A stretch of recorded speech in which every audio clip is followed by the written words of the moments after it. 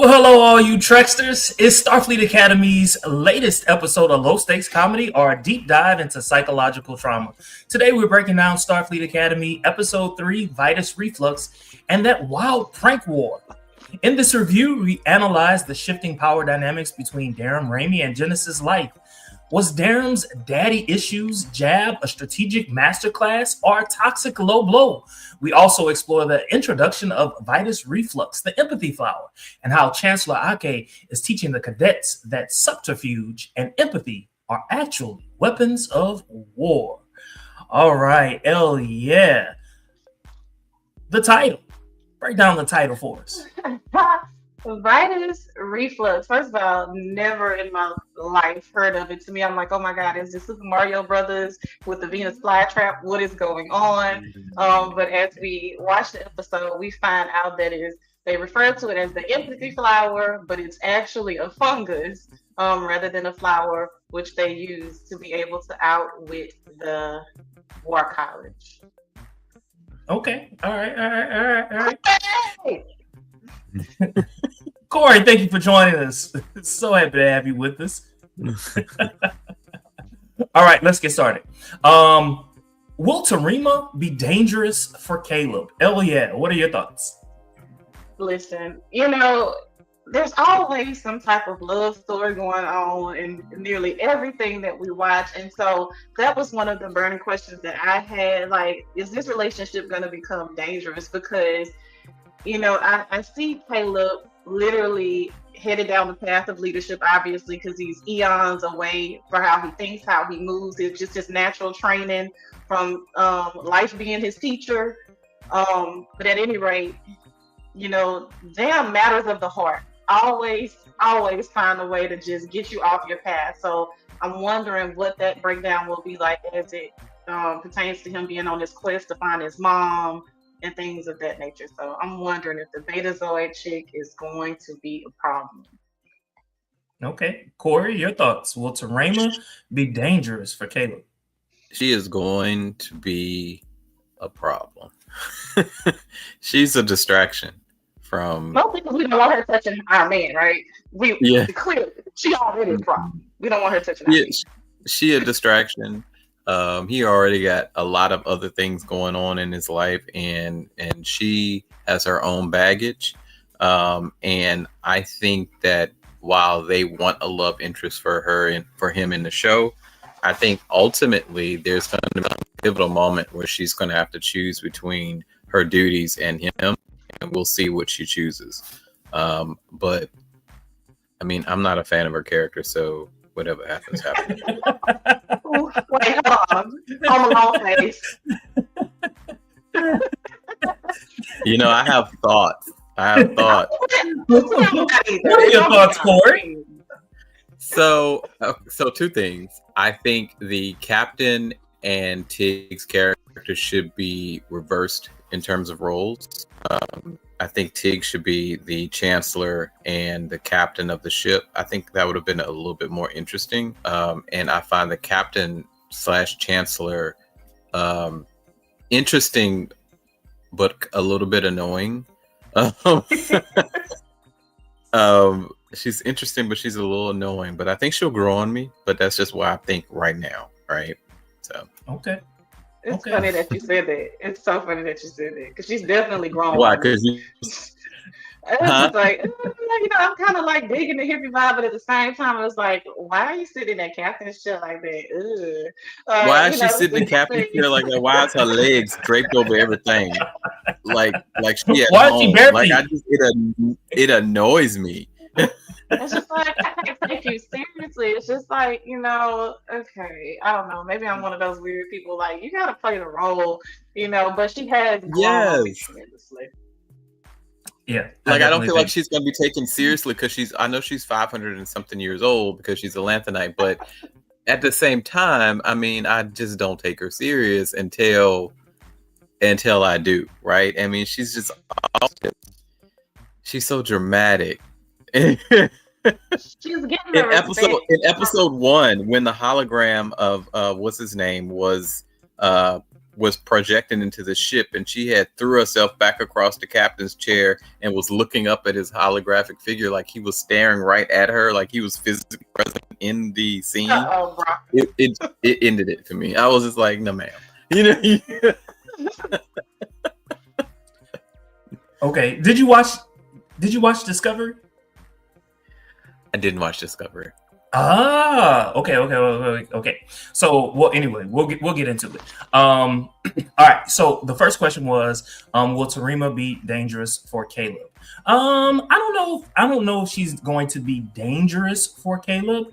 Hold up, we have a comment. I just ate Mew Mew. Okay. Don't know what that's all about. Okay. But I don't know if she's necessarily going to be dangerous for Caleb. I think that he's going to learn a whole lot about himself because of the relationship with her, which I think is going to be a positive. Okay, so the next question. Is Caleb Mir the secret weapon? Corey. So we've seen this trope used before in a lot of shows where they'll have the one character through whatever iteration be the one that's going to save the world, save the class, save the whatever. I don't know if Caleb is going to he's going to be important to the story, obviously. I don't know if this is a Caleb show yet, or if everyone else is supporting Caleb, so to speak, but I hope not. I love Caleb's character, but some of the other characters are very interesting as well. So I'm gonna say yes and no. Yes, he's going to be the one in terms of leadership.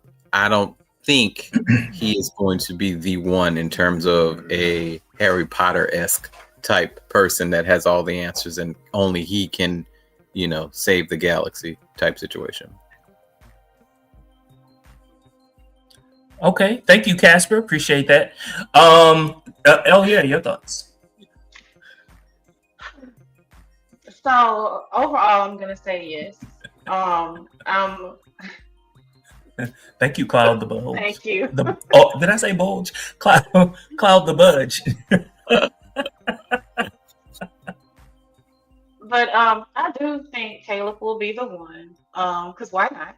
And we love seeing him. We love seeing him in all the scenes. We love seeing him clothed, unclothed, all the things. But other than the surface level weirdo stuff, again, I'm a huge proponent of a comeback kid or a terrible beginning, that type thing. And so he's getting some actual structure behind his natural talent.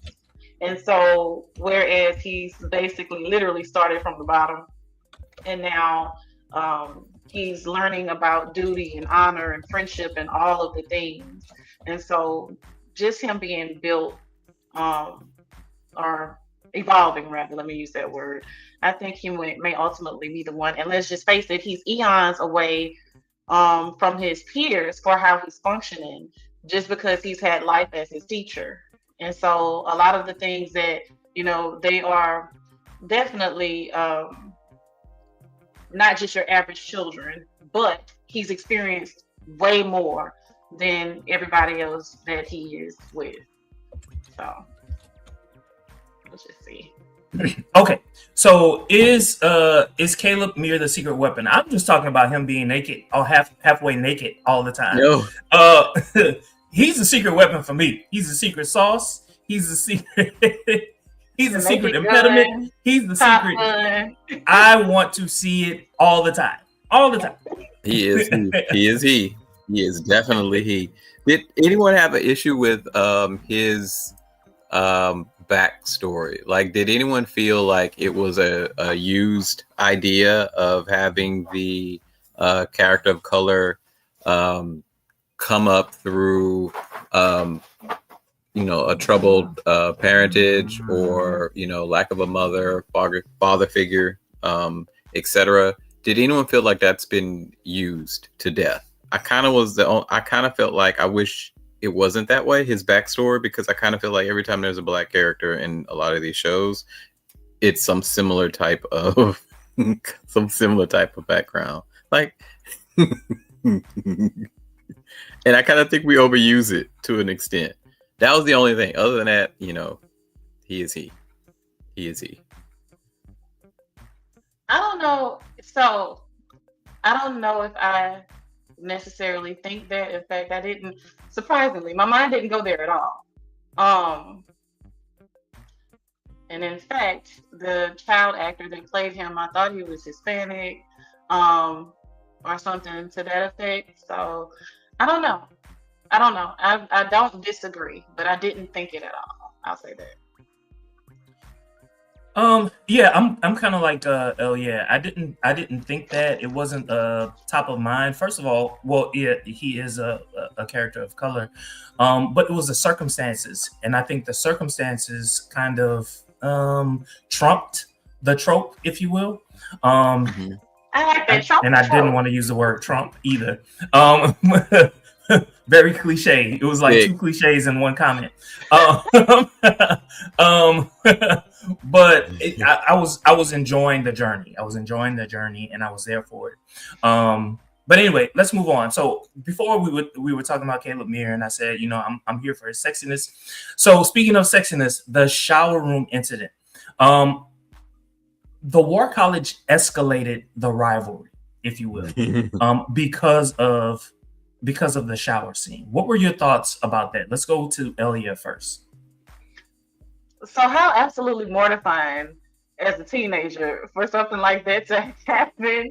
But to me, at least the time that I grew up in, this wouldn't be very far off base if we had access to these types of things to pull this type of prank, because kind of a no holds bar type thing, and wouldn't necessarily call it bullying, just good harmless fun.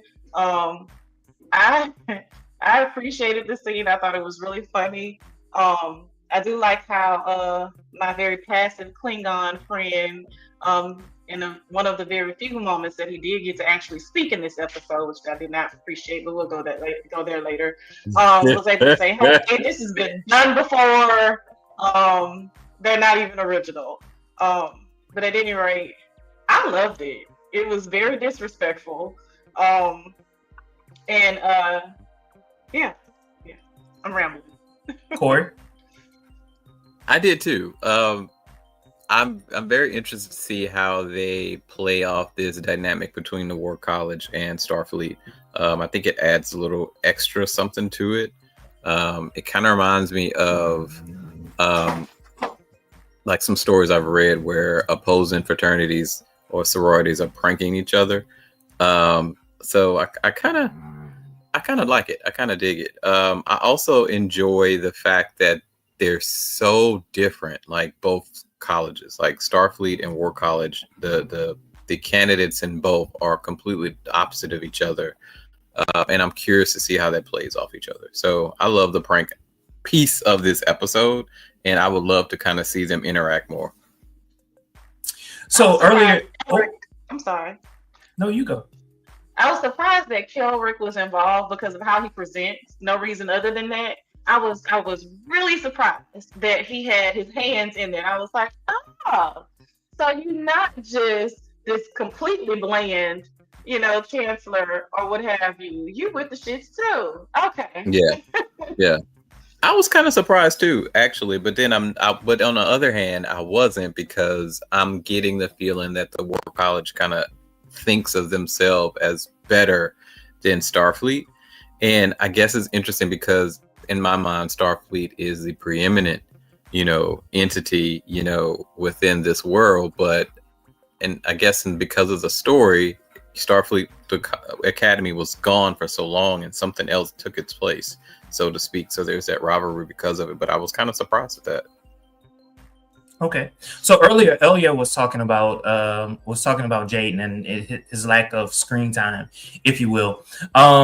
What more Klingon are we going to see in these episodes? Let's go to Elia first. I have a real problem. I did. First of all, I do like Jaden is just chef's kiss. He's yummy. I want to see more of him. I want to see more of him on screen. But if I'm a sucker for something that is juxtaposed, but at the same time, I'm a little bit hypocritical simply because, okay, I don't want a passive Klingon. Like, this is just throwing me off. And so just kind of seeing how he kind of plays the background, he's really kind of just, other than still wanting to have the brutish adjacent side of himself when it comes to his food. I want my blood in my food. Like, okay, I'm Klingon like that, but just everything else, I'm just bland. Like, I'm just like, I'm trying to be patient, but I'm getting a little irritated because you get stopped. She brings it every time. Okay. I want their blood on my boots. Right, she is bringing it, and then you get jaded, and it's just like a gentle giant. Like, it's like, okay, it was cute the first couple of seconds, but it's like, are we gonna get to see him really step his Klingon up? I am curious. Well, I don't know if he's going to step his Klingon up. However, did you see those glancing moments between him and the character Kyle from the War College? Yes, I was intrigued. That's going to be a storyline, baby. I'm telling you. Because these jokes are terrible. But I mean, that's for a corny joke. I would like it, but you were lingering a little to it all. It's just like, oh, okay. He also seems like he does not fit in at the War College. Like, he doesn't seem like he is as aggressive as the others that are in that group. And because even in the scene where the Vitus Reflux was unleashed towards the end, he was sitting there admiring the fungus and just thinking, smiling to himself. I'm like, maybe he's going to transfer to Starfleet. He's gonna follow Jaden. He's gonna be like, yeah. It's gonna be the reverse of Caleb and Tarima. Yeah, okay. I feel you. All right. So earlier, Corey was talking about the Vitus Reflux, the heist. To me, that heist kind of reminded me of an Ocean's 11 style prank, if you will. Did you all catch those vibes? And did it work? Corey? So yes, because it was so thought out and planned down to the degree, right? They had thought of everything, including biometric scanning, all of that they had thought through. And they'd used each other's skill sets in order to kind of get it done. I did get that, and I loved it. I thought they finally showed some sort of camaraderie and some sort of teamwork. Because before they were just a bunch of people that were just kind of placed together. Everyone had their own little side quests, right? And their own little issues until they got to this prank war. So one kudos to the show for this is using this to kind of build the team together. Hell yeah. Agreed. I'm glad that you put the language to it with the ocean. So absolutely. And again, just kind of echoing what Corey just said, the camaraderie, the teamwork, the individuals make the whole, one body with several different parts. Like, I'm here for it. Every single role is important. But then you throw that monkey wrench in there of the little girl, the little baby boy, they couldn't have really planned for that part, but it still worked out. And so the Chancellor dropping the nuggets, along the way, but ultimately she, they still stepped back to see if they were going to make it happen, and they did. Yeah. And so yeah, I did appreciate that. I would have never, ever in a million years foreseen this Vitus Reflux plant show up the way in which it did, and I appreciated it. Okay. All right.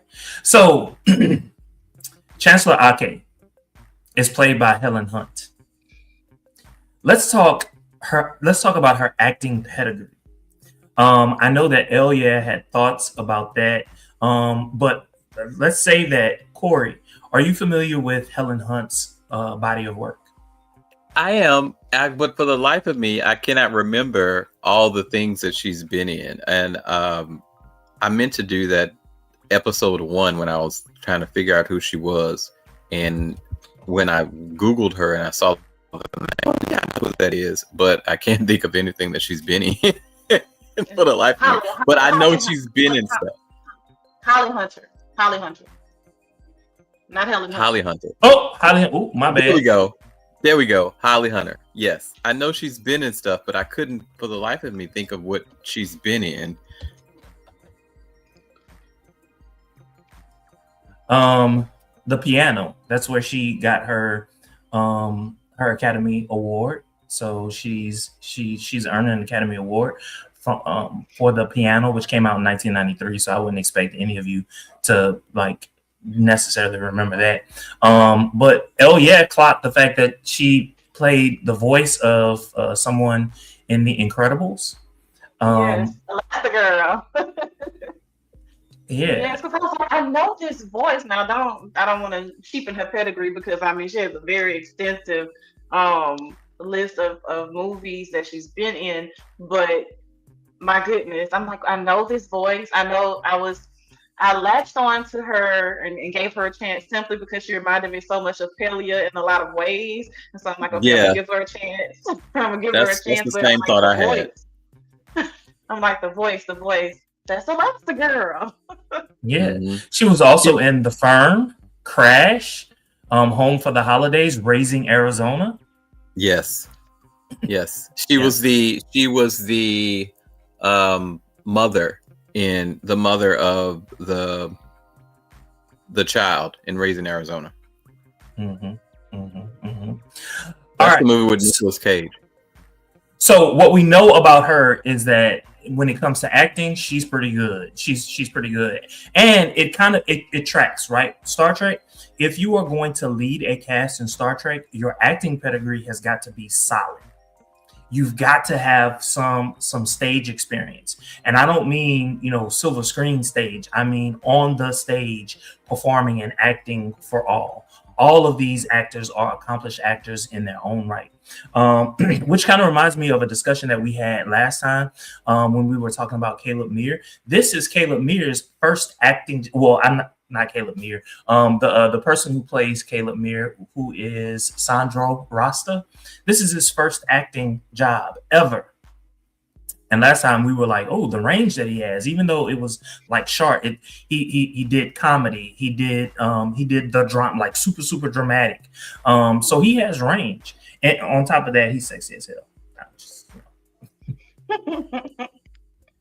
I want to see more of them. I'm interested to see what roles are going to come from this. Do we think he would be as liked if he did not look the way that he looked? I think, well, for me, I think they're doing a good job with kind of layering the foundation of who he is as a character. So as a character, I'm invested in him as a character. Now, when it comes to the sexiness, I mean, it could have come from Darem, because Darem is hot. Mm-hmm. This is just an across the board attractive cast. It just is. You know, they didn't really Mayfair us in this situation with, how our actors and actresses are looking. I can be a tiny bit shallow, so that's a fair question, Corey. I probably wouldn't be as invested if he didn't look the way that he looked. I don't know, but at the same time, like I said, I'm a sucker for an underdog. So I think the investment would have come, but maybe not come so quickly. I love it. I absolutely love it. Speaking of coming, Reno and Thok. Did you expect that, Corey? No. So at the end of the episode, when I heard that, I was like, what?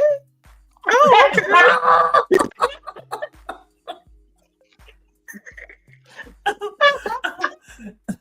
Within that scene, Reno basically says, I never would have known that my life would have turned into what did she say?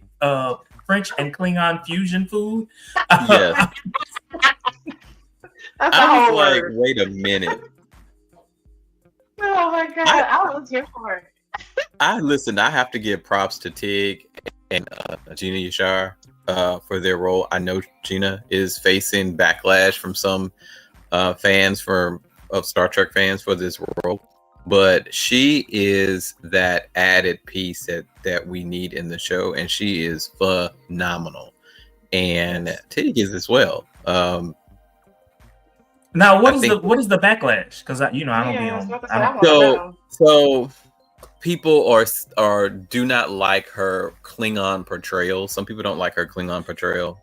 She's half But Klingon, half Jim Hadar. She's I not know, fully Klingon. and that's the thing that But these are fanboys and keyboard warriors, and Star Trek purists, and they all. I'm trying not to say some of the things that I want to say, but you get the gist of what I'm saying. Say So, realistically, they are the same people who are poo-pooing the He-Man movie because Idris Elba is playing Duncan. So, it's the same. It's the same type of thing. When people of color are introduced and involved in a lot of these premiere series that have a lot of fans and a lot of history, there's always some sort of comments to their casting, et cetera, et cetera. That veiled, those veiled comments and things that speak to, their issues. So, there's that. But I think she's doing a phenomenal job. Like, I enjoy watching the show because she is in it. If she was not in it, I wouldn't like it as much as I do. What did you say? If she was not in it, I wouldn't like it as much as I do. Okay. To me, she carried episode 1. That's a personal thing. She carried episode 1. Even moments when, what did she say? What did she say? Do I have a choice in that? Right. It's a one-liner, and she carried it. I think it's a fine balance, because you have the captain who I don't take seriously at all, not taken away from, like, they're on the back end, you realize, oh, okay, there's some genius there, but I feel like just her just completely just playful nature as a captain, you need someone that, as your number one, like Thok, okay, she has that dry humor on the back end, yeah, but the cadets respect her. You are not going to trifle with her. Like, and please don't ever miss dinner. Oh my God. Don't do it.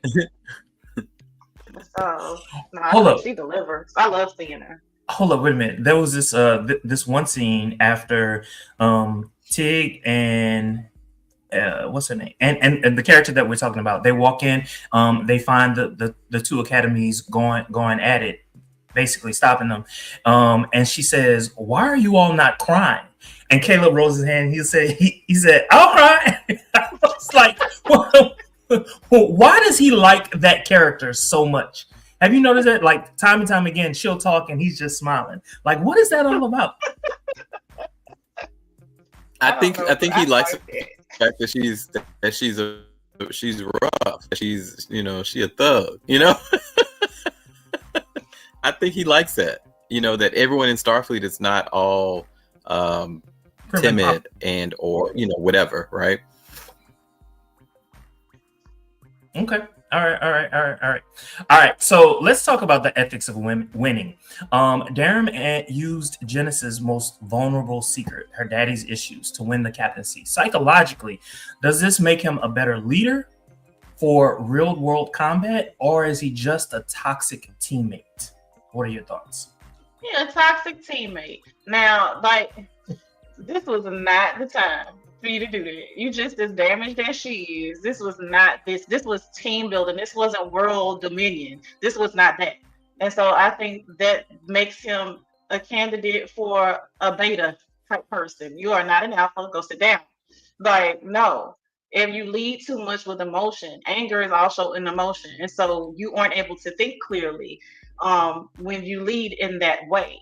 So I think it was very toxic. I was very upset with him. He's still going, but I was upset.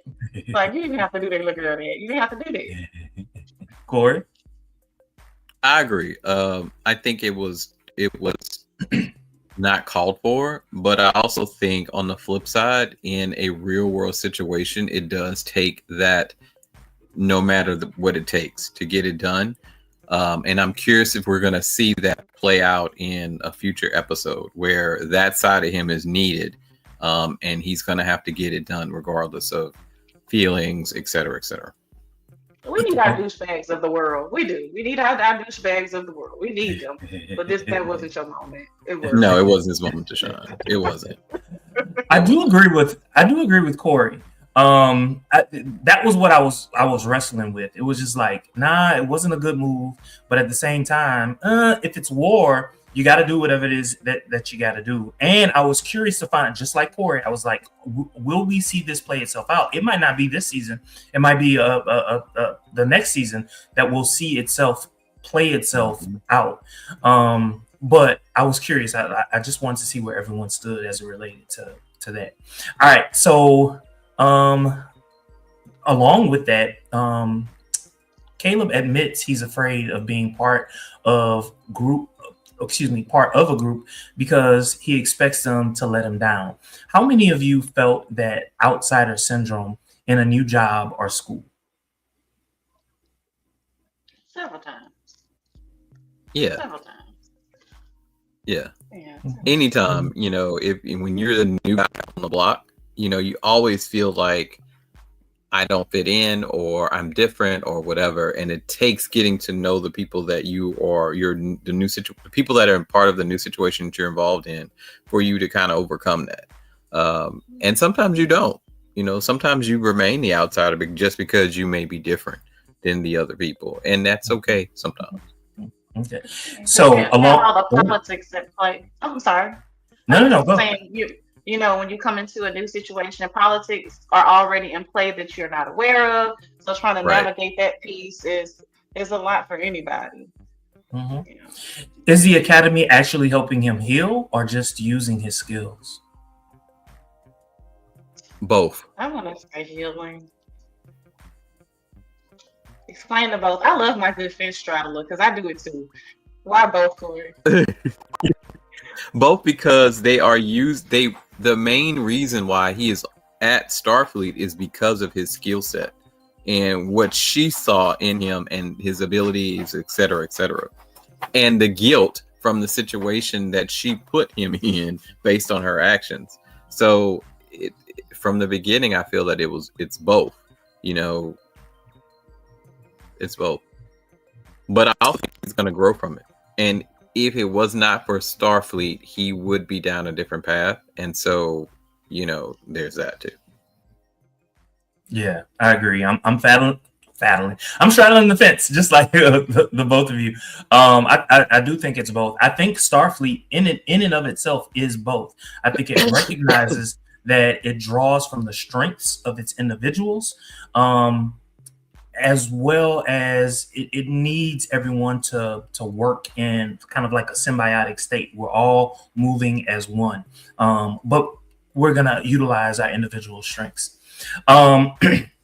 Speaking of, this takes us back to what we were talking about earlier, the empathy weapon. Chancellor Ake claims empathy is a strategy to end wars, not just a feeling. Does the show successfully prove that soft botany can defeat hard military power?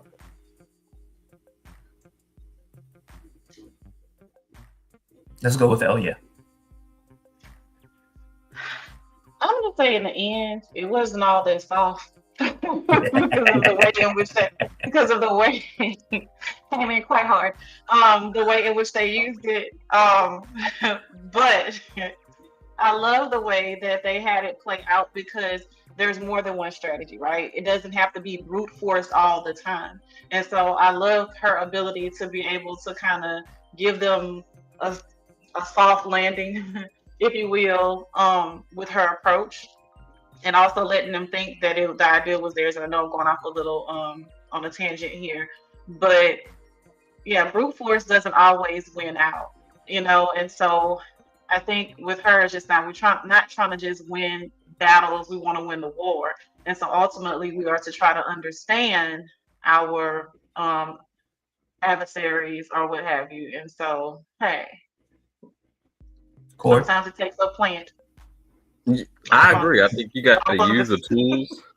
You got to use the tools that you got and to get a competitive advantage. And that was perfect to showcase that, right? It doesn't always take the mastermind of strategy, right, from a war perspective to get the job done.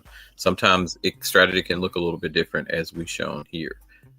Who Starfleet looks like they may be the softer of the two, but ultimately they ended up, besting the War College, who seems to think that they are the end all be all. They're arrogant. Their arrogance was their demise. Helped them meet their demise. I do have a question though. So I'm kind of relating Starfleet and War College to like one is the Army and one is the Marines.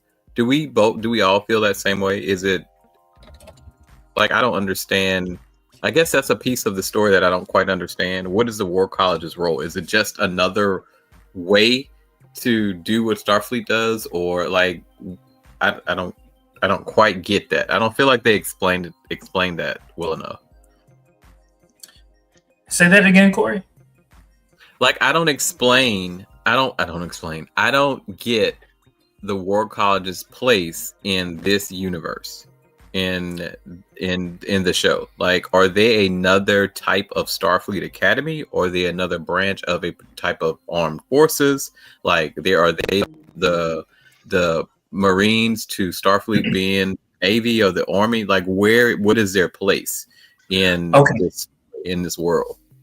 So, Discover, right? So, what Discovery found out was that hundreds of years into the future, there's going to be a burn where ships cannot travel through space unless they're traveling under warp power, meaning they cannot travel using warp power.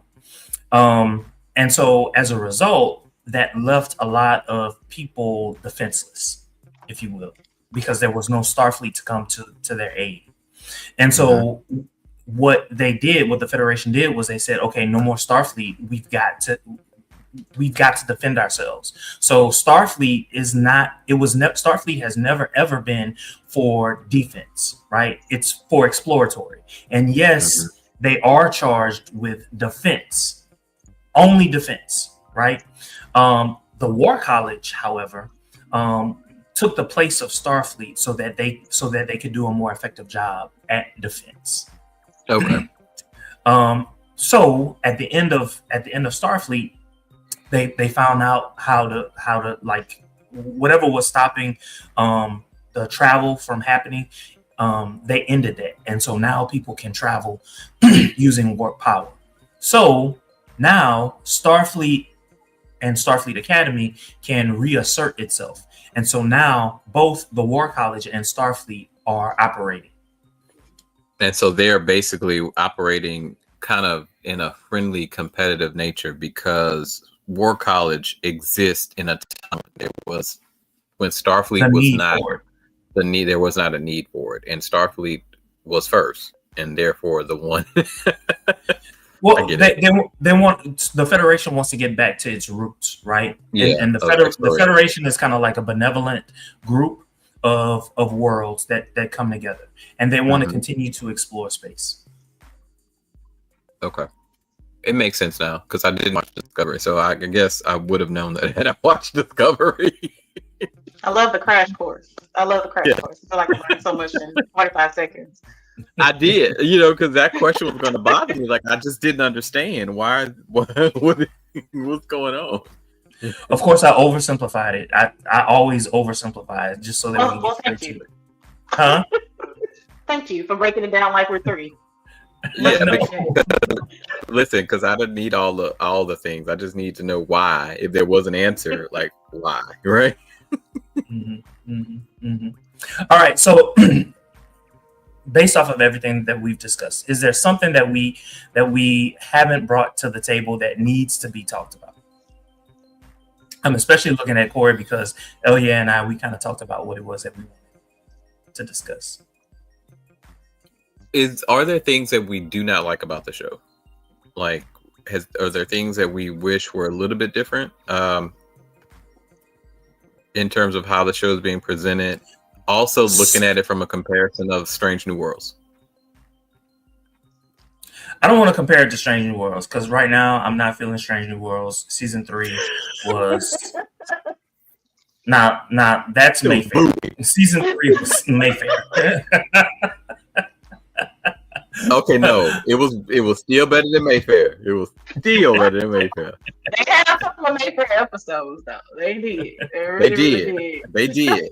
About 3 of them, 3 or 4 of them. 3, 4, 5. Some of the I don't know if I want to say prosthetics, but some of the makeup is a little off for me. But other than that, I really am enjoying the show. But yeah, like some of it is not as seamless, as crisp, as clean. I don't know. Something's going on with, like, for instance, Jaden. I don't know. His Klingon, something is a little off. I don't know. Might just be me nitpicking, but other than that, Something about his Klingon? What do you mean? Do tell. well, I don't know if I want to call it prosthetics or whatever it is. Like, Okay. some of it is not as seamless as I've seen before. I don't know. Okay. Something is a little bit off for me with that. But as far as like the acting, and like I mentioned before, Jaden not having enough Klingon going on or enough screen time. I don't care that much for that. I wish, they give him a little bit more play. But other than that, I think the acting is great. It's given what should be expected of an academy full of teenagers, so I'm enjoying it. Okay. This is what all right, so I'm gonna discount anything that we said about Strange New Worlds. Is there anything that I don't like? So I don't know if I really like Tarima. It's not like a dislike, but it's kind of like it's right here. Like this is dislike. I'm like right here. There's something about, I'm sorry, I'm gonna be reductive. There's something about her face that I can't get with. And I'm not saying that she's ugly. I'm not saying that because I actually think that she's a very attractive person, but I don't know if I believe her as a Betazoid. First off, Betazoids have these black eyes, like they have no pupils. It's just black. Mm-hmm. And we're seeing her, and I see that she has brown eyes and she has pupils. Now, she's also supposed to be like one of the most powerful Betazoids. I need to see her power because right now she's doing the typical things that a Betazoid does. I'm not seeing her difference, right? I get that she has this, I'm gonna call it a chip for lack of a better word. I see that she has this, and she can peer into the soul of a person just by touching their chest and all that other good stuff.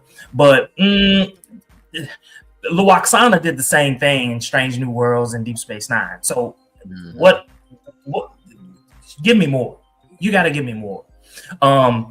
However, I do like the fact that she's there for Caleb, because there's a lot of healing that he needs to go through in a short amount of time that really should take years, decades, but we're going to see all of that unpack itself in a couple of seasons, if not less. So that's why I'm like, I'm on the fence when it comes to her. I do feel you. Oh yeah. When it comes to Jaden, I believe that there's a story waiting to come out, if you will.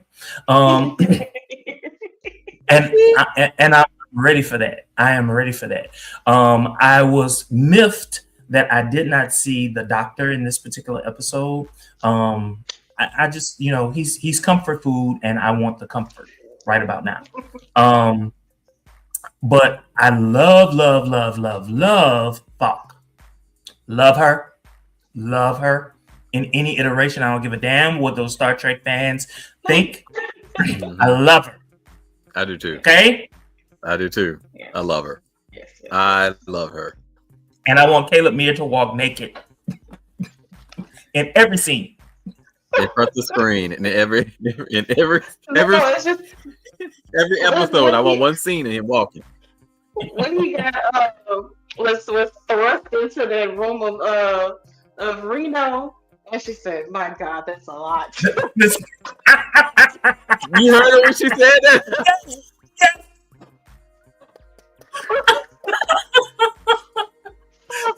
Had him rethinking some things. For a full frontal, y'all missed the opportunity. My goodness, come on! Oh, I loved it. They did miss an opportunity with that. Like that could have been a little bit more pronounced instead of a throwaway line at the end that everyone might not have heard. Yeah. Oh no, I heard it. I rewound it a couple I heard times. it too. I heard it. I was like, what? Oh, I have my subtitles already. Every time I'm missing nothing. I want all the quips, all of them. I need to hear it. All of the quips, huh? All of the quips. Quips. All right. Anything else, Corey, that we didn't talk about? No, I love the show. I'm excited to, I was worried. I was concerned. I was worried. I was concerned after episode 1. I was like, oh, okay, I got this. I like this. Use the L word. That is insane. Okay. Well, you know what? I don't know. Hell yeah. Did we Mayfair to 10 episodes 1 and 2? We did not. Okay. So episode 1, Mayfair to 10. Where did episode 1 land for you? For me, episode 1 was a 9 for me. Like, it kept my attention. It set the scene. There was enough action and storyline happening concurrently, like, in the sex appeal of the cast, all the things. Like, so yeah, it's like a 9. Corey? So I'm gonna say episode 1 was a 7 for me because of the issues that I had with Caleb's backstory, and I thought it was an overused trope and hadn't quite leaned into the Chancellor quite yet. And I was just like, why she got her nasty feet up on everything? Like, I just couldn't get past it, right? But that's just for episode 1. Okay, episode 1 for me was a 9. It was a strong 9. It was a 9.5 on the Richter scale. It was given. Not the Richter scale in San Francisco. I see what you did. Okay. Quite apropos.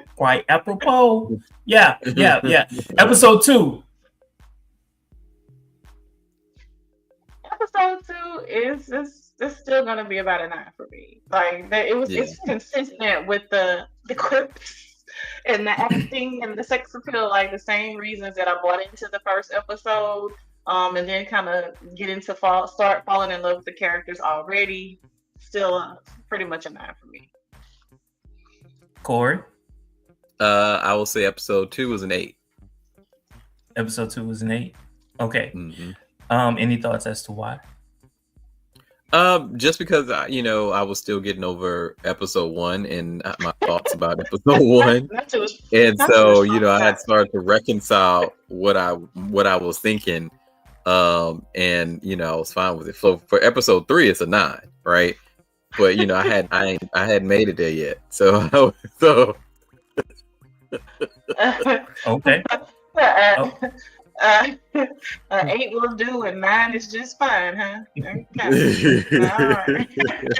All right. Episode 2 for me was a 7, all up until this scene right here, and it catapulted up to 8. Yes. So overjoyed that, and see, let's go back to that really quickly. Go back real quick, and that's the reason that you think.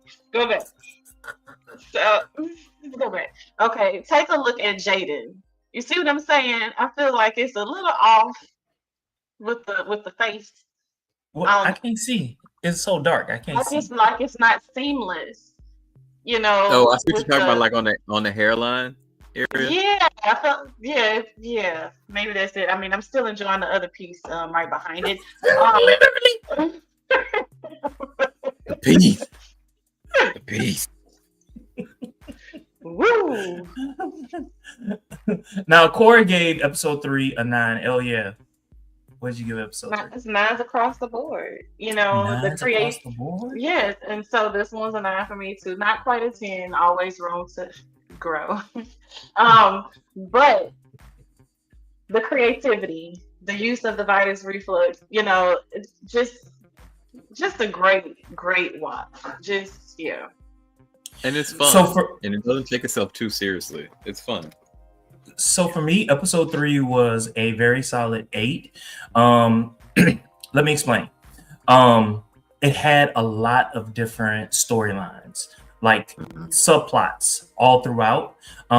You had Darem and his relationship with his parents, and we didn't really talk about the relationship with his parents on this episode, right? So you got that. You got the situation between Caleb and Tarima. You also had everything going on with the War College. You had it was so many different pieces, but it all wove together nicely. And I really enjoyed that. The only thing that it was lacking for me was more depth of characters beyond Caleb, right? Beyond Ake, Yeah. right? It showed a lot about Ake. It showed a lot even about Thok, right? Because we found out who she's connected to. We found out that she doesn't necessarily trust the Chancellor 100%. But she's gonna reflect on that. She's gonna meditate on that. And the Chancellor said, "What do you normally meditate about?" Decapitation. Decapitation. Decapitation, obviously. Was it a question? I really enjoyed it. And it could have been a 9. It could have been a 9. But I'm still gonna land on an 8 on that particular episode. All in all, though, Gonna land on an 8. See, Not land on it, you better ease on it. It won't be a soft landing. It won't be a soft landing. Well, it just depends. It depends on how many are present. My God, today. Anything else? Anything else? Nothing else? If not, thank you all so very much for joining us. Don't forget to like, comment, and subscribe. Until next time, live long and prosper, my love.